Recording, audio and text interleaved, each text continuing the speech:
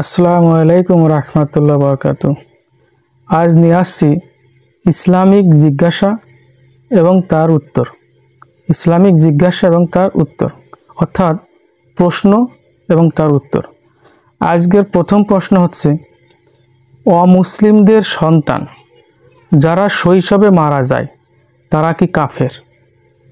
আবার মুসলিম শিশু শৈশবে মারা গেলে তাদেরকে কাফের বলা যাবে কি না?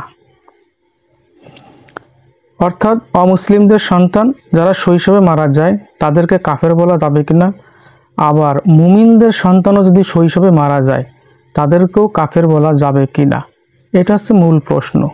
এর উত্তর, এর দুটো দিক আছে।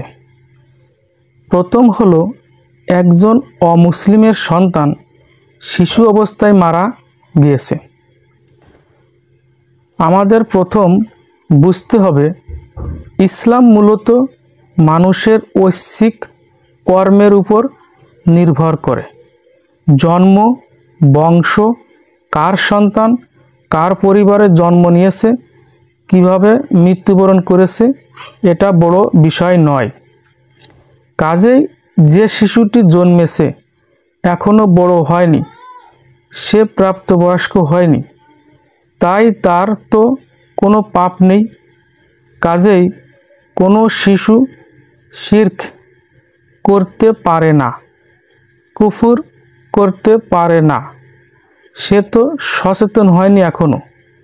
এজন্য অমুসলিমের সন্তান যখন মারা যায় তখন তাকে অমুসলিম বা কাফের বলা যায় না।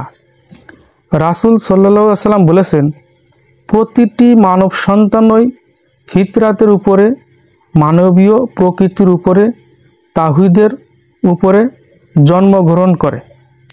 তার ইহুদি, খ্রিস্টান, অগ্নিপূজক ইত্যাদি কোনো পাপ থাকে না। বড় হওয়ার পরে পিতামাতার মাধ্যমে বা সমাজের মাধ্যমে সে নির্দিষ্ট একটি ধর্ম গ্রহণ করে। কাজেই এই পর্যায়ে যাওয়ার আগে যে ব্যক্তি মৃত্যুবরণ করে তাকে আমরা মুশরিক বলতে পারি না। ঠিক তেমনি মুমিনের সন্তানও যদি মারা যায় এই পর্যায়ে, তাকেও আমরা কাফের বলতে পারছি না। সে যদি অপরাধ করেও থাকে সেটা পিতামাতাকে দেখে দেখে করে, সে পাপী নয়।